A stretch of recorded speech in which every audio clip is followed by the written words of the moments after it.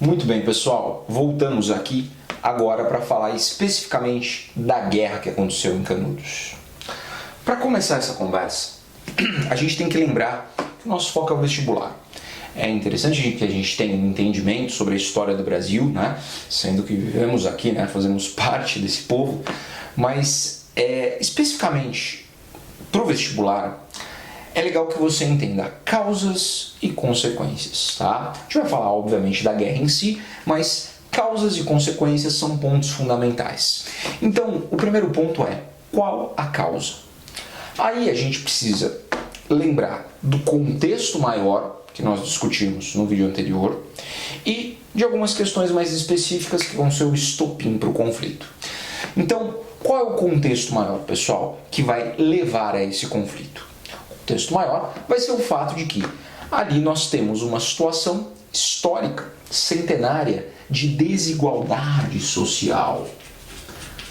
Desigualdade social. A gente tem ali uma relação de poder histórica, de dominação, de violência, que está associado à terra. Está associado à posse da terra, dos senhores que têm o poder a partir da riqueza da posse da terra. Então, vamos fazer uma análise das causas, olhando para o macro, olhando para um sentido maior e entendendo que o que os canudenses fizeram foi uma saída que eles encontraram para aquela situação. A gente vai ter ali, pessoal, sem dúvida nenhuma, como razões para o conflito, como argumentos para a razão desse conflito, a questão do fanatismo religioso. O fanatismo religioso, sob a liderança do nosso companheiro, do nosso colega, Antônio Conselheiro, né? Isso vai levar a um incômodo ali, né? Mas a gente tem que levar em consideração também o fato de que essa galera toda estava saindo das fazendas, indo para Canudos, e os senhores estavam perdendo sua mão de obra. E sem dúvida nenhuma a questão do medo da organização social, da organização de Canudos de maneira independente, né? Sem depender de um senhor. Então isso é outra questão também, né? Que vai incomodar a igreja, vai incomodar as autoridades, vai incomodar a elite da oligarquia local, ok? Então tudo isso está por trás. A gente vai ver, pessoal, que o argumento principal ali para começar o conflito é a ideia dos fanáticos, né, religiosos, do messianismo, né, movimento messiânico e tal, Beato, Antônio Conselheiro, é uma ameaça para a região e etc e tal. Porém, o estopim para o início do conflito, pessoal, foi uma bobeira, tá?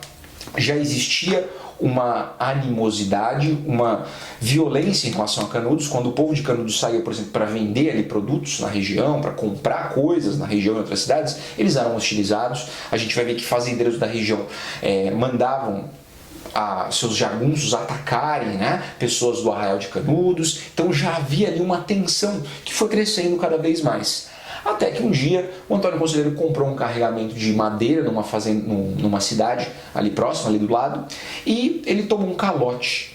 Ele foi para a cidade, foi lá para a madeireira, junto com o pessoal de Canudos, e pegou a madeira e levou embora, porque ele já tinha pago. E ele foi acusado de roubo, tá? Isso foi o clique, foi o estopim. Mas como eu disse para vocês, existe todo um contexto, um panorama maior, e essa é a questão, esse é o ponto central, tudo bem? Então, a questão da madeira foi só o estopim. Em função desse episódio, vai começar a Guerra de Canudos, beleza? Isso aconteceu ali na metade de 1896, e isso vai dar início para a Guerra de Canudos. A primeira expedição, como ficou conhecida, pessoal, tinha ali cento e tantos soldados da polícia da Bahia e alguns jagunços, né, esses homens armados, o braço armado dos coronéis, né, da elite da oligarquia local. Foram até lá e chegaram lá, pessoal, do jeito, geralmente, né, como as autoridades, infelizmente, tratam os mais pobres, né? A gente não precisa nem entrar muito no mérito. Ainda mais no sertão da Bahia, com violência, com truculência, querendo que as pessoas saíssem dali, fossem embora da região, e os canudenses atacaram os policiais. mataram alguns deles, tomaram as armas e botaram os caras para correr. Aí o negócio ficou mais sério, ficou complicado, né? A polícia da Bahia organizou uma segunda expedição, beleza? Com 300 e tantos homens. Só que aí o conselheiro já preparou o arraial. No final ali de 1896, ele já estava preparado, porque ele sabia que vinha chumbo grosso. Então, eles vão se posicionar, porque eles conheciam o local, né? Os canudenses conheciam o local. Quando a polícia chegou, quando o destacamento da polícia chegou, eles foram atacados antes de chegar perto do arraial de Canudos. E tomaram um pau, a polícia tomou um pau, vários policiais morreram, canudenses também morreram, mas eles conseguiram novamente botar o povo para correr, botar os policiais para correr. E aí o negócio ficou realmente sério, né? Ficou realmente sério porque a polícia da Bahia não deu conta da situação. Os fanáticos religiosos do conselheiro, e agora o que a gente faz? Aí as autoridades baianas chamaram o presidente da República, pediram ajuda para o Prudente de Moraes, o presidente da República na época. E o Prudente falou, claro, de oligarquia para oligarquia, o que vocês precisam, o que vocês querem? Precisamos de reforços, precisamos que você mande o exército para cá. O Prudente falou, ok, mas tudo bem, de oligarquia para oligarquia, né? Os interesses ali do mesmo grupo econômico, social. Tudo bem, posso mandar o exército, mas qual o argumento que eu vou dar? O que eu vou dizer para justificar o envio do exército? O que eu vou dizer?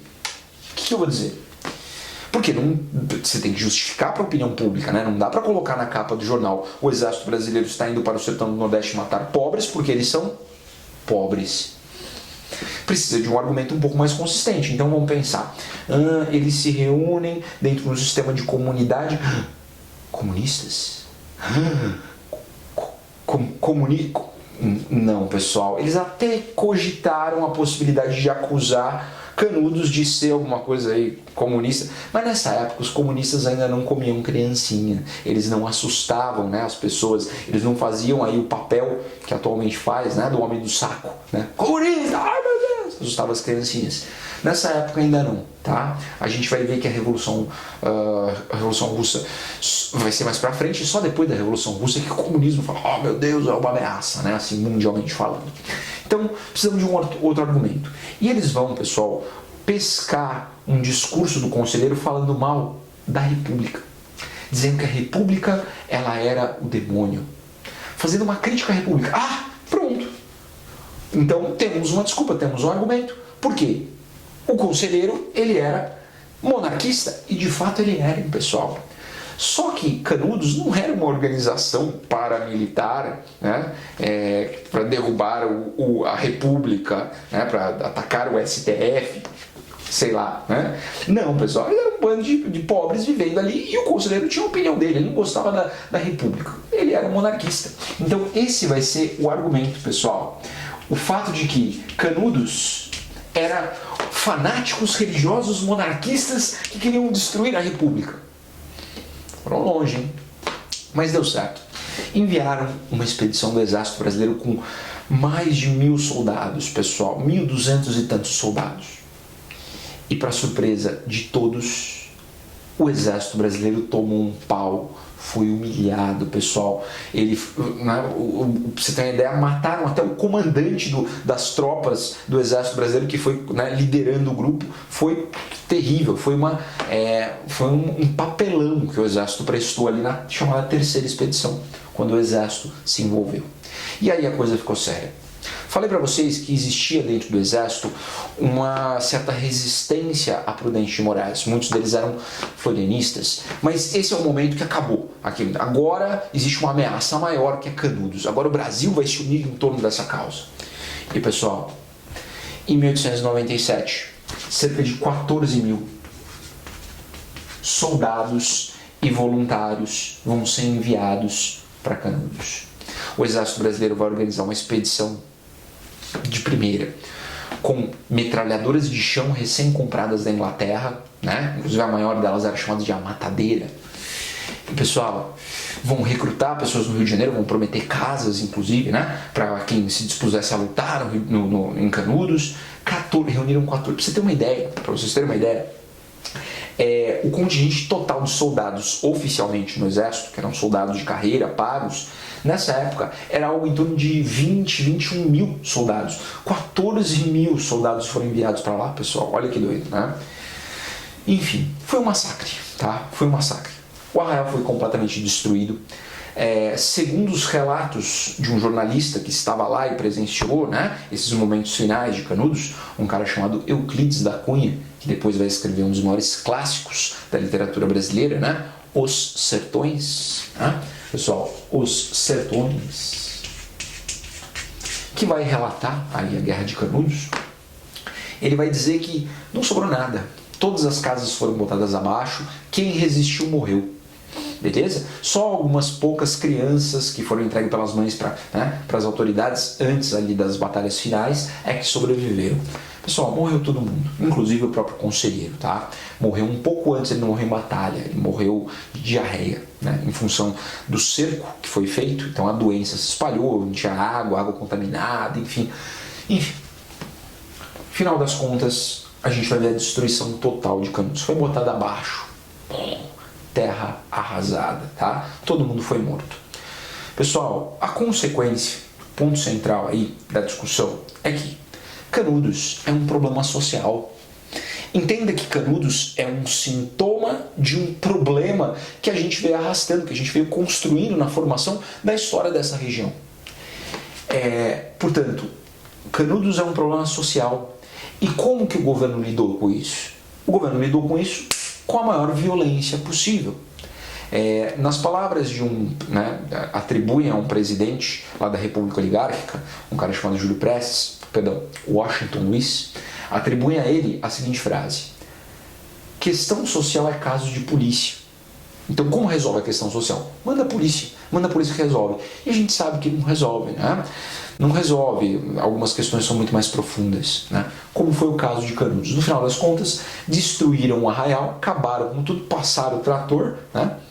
E não sobrou nada. E é assim que a República Oligárquica vai lidar com os problemas sociais. Não só no caso de Canudos, mas em casos futuros que a gente vai ver. No final das contas, pessoal, a Guerra de Canudos ajudou a fortalecer o Prudente de Moraes. Quando, logo aqui após a vitória, após a quarta expedição, na Marcha da Vitória no Rio de Janeiro, né, no desfile militar da Vitória, aconteceu aquele atentado contra o Prudente, um florianista, né, que foi culpado aí. Isso fez com que o Prudente se fortalecesse ainda mais, eliminando a oposição florianista, né? Justamente aqui no final de 1897, logo depois da Guerra de Canudos, né? O sujeito que atirou no Prudente foi um soldado que combateu na quarta expedição, um florianista.